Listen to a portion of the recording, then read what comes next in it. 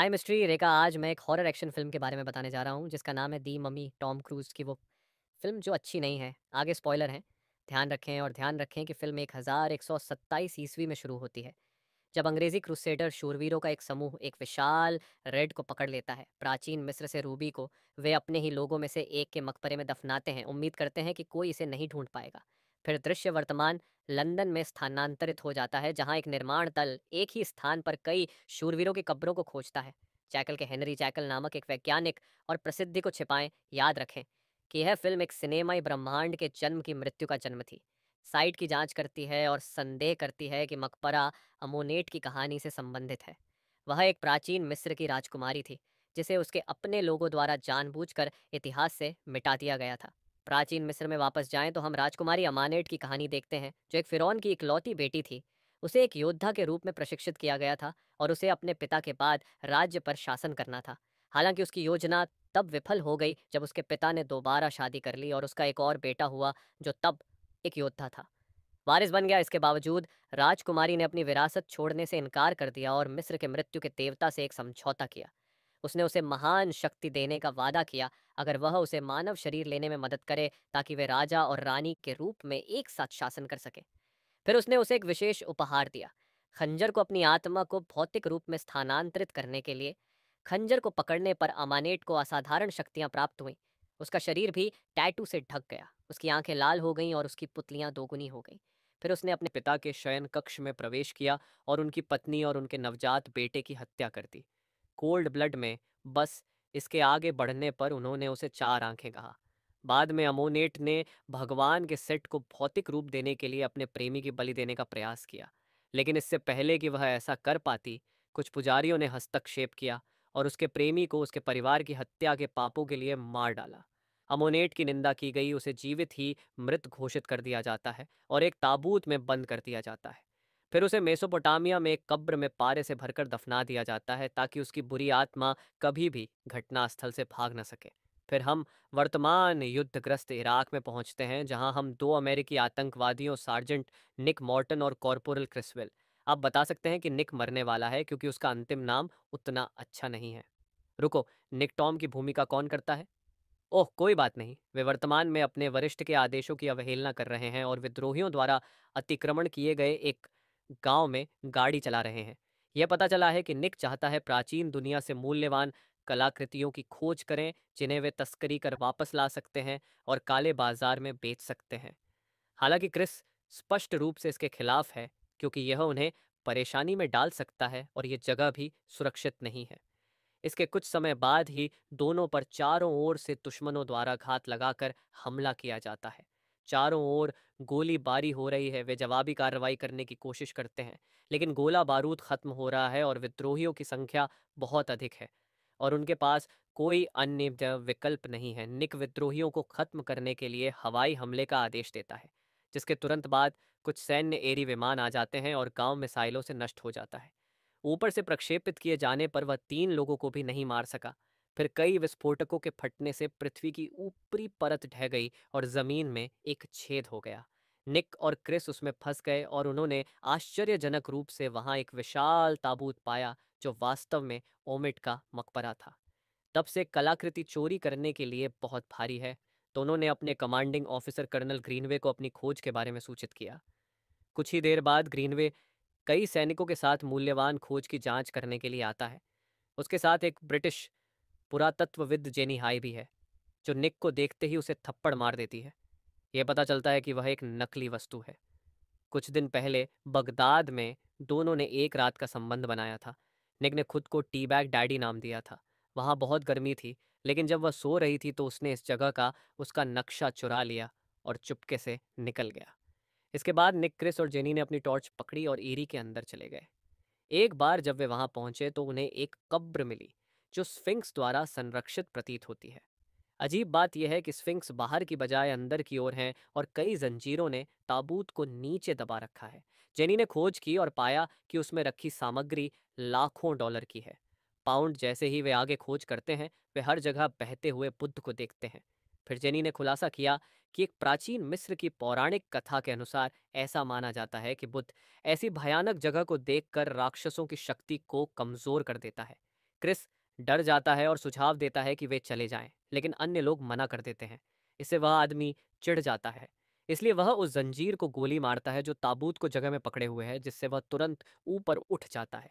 उसके बाद ऊंट मकड़ियों का एक बड़ा समूह कहीं से प्रकट होता है और उनमें से एक क्रिस को काट भी लेता है। इस बीच निक को राजकुमारी अमोनेट का एक दर्शन होता है जो उसे मुक्त करने के लिए धन्यवाद देती है और उसे बुलाती है, मेरे द्वारा चुना गया। लेकिन जेनी उसे होश में लाती है और कब्र को स्थान से बाहर निकालने में उसकी मदद मांगती है। इसके बाद वे ताबूत को विमान पर रखते हैं और लंदन के लिए रवाना होते हैं। क्रिस, जिसे मकड़ी ने काट लिया था, वह विचित्र व्यवहार दिखाना शुरू कर देता है। वह बिना किसी स्पष्ट कारण के ताबूत खोलने की कोशिश करता है। जब ग्रीनवे उसे ऐसा करने से मना करता है, क्रिस उसे हिंसक तरीके से चाकू मार देता है। इससे बाकी सैनिक घबरा जाते हैं और वे जवाबी कार्रवाई के लिए तैयार हो जाते हैं। निक उनमें से एक से बंदूक छीन लेता है और धमकी देता है कि अगर उन्होंने उसे चोट पहुंचाई तो वह गोली मार देगा। दोस्त, हालांकि जब प्रेतग्रस्त क्रिस उस पर हमला करने की कोशिश करता है तो निक उसे खुद मारने के लिए मजबूर हो जाता है। इस समय विमान पर कौवों का एक विशाल झुंड हमला करता है। वे कांच तोड़ देते हैं और तुरंत पायलट और सह पायलट को मार देते हैं। इससे विमान मुक्त हो जाता है गिरना, और ऐसा लगता है कि समय बीतने के साथ कोई भी जीवित नहीं बचेगा। निक जेनी को एकमात्र पैराशूट देकर उसकी जान बचाता है और उसे पानी में फेंक देता है। इसके कुछ ही देर बाद विमान अंग्रेजी ग्रामीण क्षेत्र में दुर्घटनाग्रस्त हो जाता है और विमान में सवार सभी यात्री मारे जाते हैं। उस दिन हम एक मुर्दा घर के कमरे में सैनिकों के मृत शरीर देखते हैं, लेकिन निक निक जिसे मृत घोषित कर दिया गया था, अचानक जाग जाता है और प्लास्टिक की थैली फाड़ देता है। वह खुद को देखता है और यह देखकर हैरान हो जाता है कि उसके शरीर पर किसी भी प्रकार के निशान या चोट के निशान नहीं है। तभी क्रिस का भूत प्रकट होता है और निक को सूचित करता है कि वह अमानेट द्वारा शापित है, जो उसे सेट के लिए एक बर्तन के रूप में उपयोग करना चाहता है। इससे पहले कि वह कुछ और समझा पाता, जेनी और कुछ डॉक्टर मुर्दा घर में प्रवेश करते हैं। वे क्रिस के भूत को नहीं देख पाते हैं, लेकिन निक को जीवित पाकर वे चौंक जाते हैं। और ठीक है, मैं शपथ लेता हूं कि दुर्घटना स्थल पर दो अधिकारी मलबे का निरीक्षण कर रहे हैं। उनमें से एक ने नोटिस किया कि दुर्घटना के दौरान ताबूत टूट गया है। वह ओमिन की मम्मी को देखता है और अपने साथी को एक नज़र डालने के लिए बुलाता है, लेकिन अचानक अमोनेट जाग जाता है और चाकू मार देता है। उसे अंदर अपने हाथ से आंख को मार देती है और उसके मुंह से ऊर्जा चूस लेती है।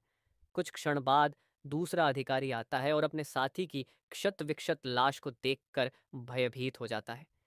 वह भागने की कोशिश करता है, लेकिन अमोनेट उसे मार देती है और इस प्रक्रिया के साथ उसकी ऊर्जा भी चूस लेती है। उसे पुनर्जीवित करता है और उसे अधिक मानवीय विशेषताएं देता है। कुछ ऊर्जा प्राप्त करने के बाद वह दो लाशों को लाश के रूप में उठने और उसके दास बनने का आदेश देती है। दूसरे दृश्य में निक और जेनी पब में है। यह समझने की कोशिश कर रहे हैं कि वह कैसे जीवन में वापस आया। जेनी उसे धन्यवाद देती है उसे बचाते हुए। वह उसे समझाती है कि उसने एसोफेगस पर चित्रलिपि पढ़ी है। फिर वह मिस्र की राजकुमारी एमोनेट और मृत्यु के देवता सेठ के बारे में कहानी समझाती है। जेनी उसे एक प्राचीन कलाकृति के बारे में भी बताती है, जिसे सेठ के खंजर के रूप में जाना जाता है। इसके हैंडल पर एक माणिक लगा हुआ है और केवल चाकू और पत्थर मिलकर ही सेट को भौतिक रूप प्राप्त करने की शक्ति दे सकते हैं। जेनी को यकीन है कि यह कलाकृति यूरोप में कहीं छिपी हुई है, क्योंकि इसे अंग्रेजी क्रूसेडरों ने चुरा लिया था। बाद में दोनों दुर्घटनाग्रस्त विमान के दृश्य पर पहुंचते हैं, लेकिन गर्दन आगे भ्रमित लोगों को आगे ले जाता है। जेनी एक प्राचीन परित्यक्त इमारत में जाती है। यह उन कब्रों का विश्राम स्थल निकलता है जहां अंग्रेजी क्रूसेडरों को दफनाया गया था। साइट की खोज करते समय निगलानेथर बेहोश हो जाता है और अचानक खुद को एक चर्च के अंदर पाता है, जहां कई लाशें उसे पकड़ लेती हैं और उसे रोक लेती हैं। इस समय अमोनेट उसे पकड़ लेती है, उसका भव्य प्रवेश और उसे अपना चुना हुआ व्यक्ति कहती है। फिर वह एक मूर्ति को नष्ट कर देती है, जिससे खंजर प्रकट होता है जो उसके भीतर छिपा हुआ था। अमोनेट उस अनुष्ठान को पूरा करने की कोशिश करती है जो निक को सेट में बदल देगा, लेकिन वह अचानक रुक जाती है जब वह देखती है कि खंजर के मूठ से रूबी गायब है। जेनी वह भी उस स्थान पर पहुंच जाता है जो अमोनेट और उसकी लाश को विचलित करता है। क्रोधित राजकुमारी जेनी पर हमला करने के लिए दौड़ती है, जिससे निक को खुद को मुक्त करने का अवसर मिलता है। वह खंजर का उपयोग करके लाश से लड़ता है और उन्हें वश में करने में कामयाब होता है। फिर दोनों उस जगह से भाग जाते हैं और अपनी वैन में भाग जाते हैं, लेकिन कई लाश उनके रास्ते में दिखाई देते हैं, जिसके कारण वैन मोड़ लेती है और दुर्घटना हो जाती है। जिसके बाद अमोनेट धीरे धीरे मलबे के पास पहुंचती है, लेकिन फिर अचानक कई सशस्त्र लोग दिखाई देते हैं और उसे मरकरी टिप वाली गोलियों से मार देते हैं। वे सफलतापूर्वक उसे नियंत्रित कर लेते हैं और अगले दृश्य में मलबे से बाहर निकलने में भी दोनों की मदद करते हैं। निक और जेनी एक ऐसी सुविधा पर पहुंचते हैं जो लंदन के प्राकृतिक इतिहास संग्रहालय के नीचे छिपी हुई है। जब निक इसके हॉल से गुजरता है तो वह अजीब कलाकृतियों को देखता है, जिसमें नुकीले दांतों वाली खोपड़ी और एक पपड़ीदार अग्रभाग शामिल है। वह अंततः हेनरी जैकल से मिलता है। यह जेनी का बॉस निकलता है। वैज्ञानिक खुद को प्रोडिजियम के नेता के रूप में पेश करता है, जो अंधेरे बलों को उजागर करने और उन्हें रोकने के लिए समर्पित एक गुप्त संगठन है। इस बीच एमोनेट को पारा पंप के साथ भारी रूप से नियंत्रित किया जाता है। हेनरी ने निक को सूचित किया कि उसकी सुविधा ही उसके अभिशाप को हटाने में सक्षम है, लेकिन अमिनेट ने कहा कि उसका भाग्य सील कर दिया गया है और अभिशाप को पूर्ववत नहीं किया जा सकता है। इस बीच प्रोडिगियम की एक और पुरातात्विक टीम क्रूसेडर कब्र की खुदाई करती हुई दिखाई देती है। वे अप्रत्याशित रूप से रूबी की खोज करें, जिसे अमोनेट भी मुक्त होने की अपनी शक्तियों के बारे में जानती है। वह एक मकड़ी को बुलाती है और उसे एक प्रोडिजम तकनीशियन के कान में रेंगने का आदेश देती है। तब तकनीशियन उस मशीन के घटक को नष्ट कर देता है जो पंप करता है। बाद में हेनरी और टीम को रूबी की खोज के बारे में भी सूचित किया जाता है। हेनरी खुद को एक सीरम के साथ इंजेक्ट करने की कोशिश करता है, लेकिन निक उसे रोक देता है और उनसे आगे क्या करने का इरादा है इसके बारे में जवाब मांगता है। वैज्ञानिक बताते हैं कि उन्हें निक को मारना चाहिए, क्योंकि वह जहाज एमोनेट ने दुनिया में लाने के लिए चुना है। यह निक को क्रोधित करता है, लेकिन हेनरी जोर देता है कि यह मानवता के व्यापक हित के लिए एक आवश्यक बलिदान है। अपने जीवन को छोड़ने के लिए तैयार नहीं है। निक हेनरी सीरम चुराता है और भागने की कोशिश करता है, लेकिन यह साबित होता है कि यह बेकार है। एक बहुत बड़ी गलती ये पता चला कि वैज्ञानिक का एक विभाजित व्यक्तित्व है और वह नियमित रूप से परिवर्तन को रोकने के लिए सीरम इंजेक्ट करता है। वह अब नियंत्रण खो देता है और एक क्रूर और हिंसक अल्टर ईगो मिस्टर हाई में बदल जाता है। यह देखकर गार्ड जेनी को ले जाने में कामयाब हो जाता है। निक हालांकि जागृत राक्षस के साथ अंदर बंद रहता है, जो उसे बेरहमी से पीटना शुरू कर देता है। जेनी हताश होकर एल उसे बचाने के लिए बुलेट प्रूफ ग्लास को तोड़ने की कोशिश करती है, लेकिन कोई फायदा नहीं होता है। जब चीज़ें हमारे नायक के लिए धूमिल होती हैं तो वह सिरिंज को पकड़ने और इंजेक्शन लगाने में कामयाब हो जाता है। स्थिति के शांत होने के बाद क्रोधित वैज्ञानिक निक में और जेनी रूबी को खोजने और इसे नष्ट करने के लिए सुविधा छोड़ देते हैं। दूसरी ओर अमोनेट अपने आप को अपनी जंजीरों से मुक्त करने का प्रबंधन करती है और कई सैनिकों को मार देती है। वह सेट के खंजर को पुनः प्राप्त करने से पहले कई प्रोडिशियम पुरुषों से जीवन ऊर्जा चूसती है। उसके बाद वह अपनी अंधेरी शक्तियों को मुक्त करती है। प्रोडिजियम मुख्यालय में सभी कांच के गिलास को तोड़ दें। फिर वह क्रूसेडर की कब्र पर पहुंचती है और अपने आदेश के तहत शूरवीर की लाशों को पुनर्जीवित करती है। लाश तेजी से कब्र में सभी प्रोडिजियम सैनिकों को मार देती है। इससे अमोनेट को लापता रूबी को पुनः प्राप्त करने और इसे खंजर पर वापस रखने की अनुमति मिलती है। पॉमेल कहीं और निक और जेनी क्रिस के भूत से मिलते हैं, जो उन्हें रूबी की ओर ले जाता है। हालांकि रास्ते में उन्हें रोक दिया जाता है और क्रूसेडर्स की लाशों द्वारा हमला किया जाता है। लाश एक दीवार को नष्ट कर देती है, जिससे वे सीवर वाटर्स में गिर जाते हैं, लेकिन बाधाओं के बावजूद दोनों बहादुरी से लड़ते हैं। निक उनके खिलाफ तोड़ फोड़ करने और उनके सिर फाड़ने में कामयाब हो जाता है। जब वे अंततः खुद को मुक्त करते हैं तो वे सतह तक पहुंचने और छोड़ने की कोशिश करते हैं, लेकिन दुर्भाग्य से अमोनेट दिखाई देता है, कहीं से भी आता है और जेनी को पानी के नीचे खींच लेता है। निक उसे पकड़ने के लिए संघर्ष करता है और जब तक वह उसके पास पहुंचता है, जेनी पहले ही मर चुकी होती है। उसकी गर्दन तबाह हो जाती है। फिर वह अपनी पूरी ताकत से अमोनेट पर हमला करता है, लेकिन वह स्पष्ट रूप से उसके सामने कोई मुकाबला नहीं कर सकता है और अंत में मर जाता है। घायल राजकुमारी उसे बताती है कि मौत से भी बदतर भाग्य हैं और जेन एक बेहतर जगह पर है। फिर वह उसे गर्दन से पकड़ लेती है और कहती है कि उसे उसके सामने आत्मसमर्पण कर देना चाहिए, क्योंकि जब सब खत्म हो जाएगा तो वह उसे धन्यवाद देगा। इससे निक को यकीन हो जाता है और वह अनुमति देता है।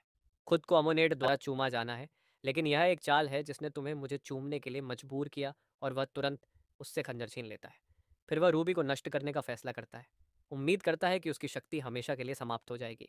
हालांकि अमोनेट यह दावा करके उसका मन बदलने की कोशिश करती है कि यदि वह खुद को प्रेतबाधित होने देता है तो वह जीवन और मृत्यु पर शक्ति रखने वाले देवता में परिवर्तित हो जाएगा। यह सुनकर निक जेनी को देखता है और महसूस करता है कि वह उसे वापस जीवन में लाने के अलावा और कुछ नहीं चाहता है, लेकिन वह यह भी समझता है कि अनुष्ठान से ओमेट मिलेगा।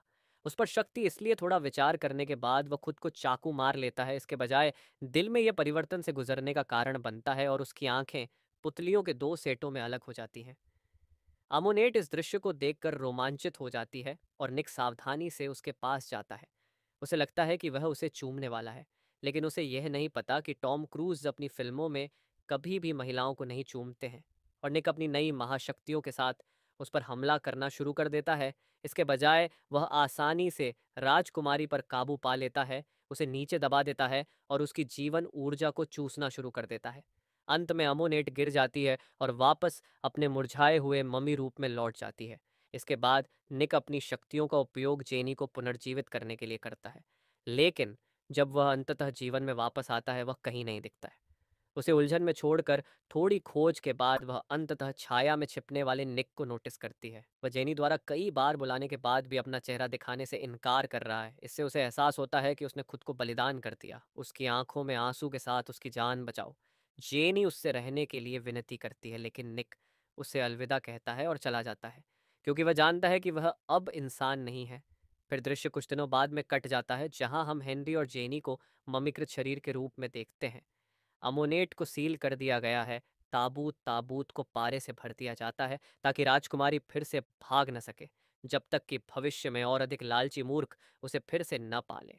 रेगिस्तान में कहीं और हम निक को क्रिस के साथ देखते हैं, जिसे उसने वापस जीवित किया है। फिल्म दो सबसे अच्छे दोस्तों के रूप में समाप्त होती है, अपने घोड़ों पर सवार होकर एक नए रोमांच की तलाश में निकल पड़े हैं। इस तरह के और वीडियो के लिए सब्सक्राइब करें, नोटिफिकेशन चालू करें और चैनल की मदद करने के लिए लाइक करें। देखने के लिए धन्यवाद।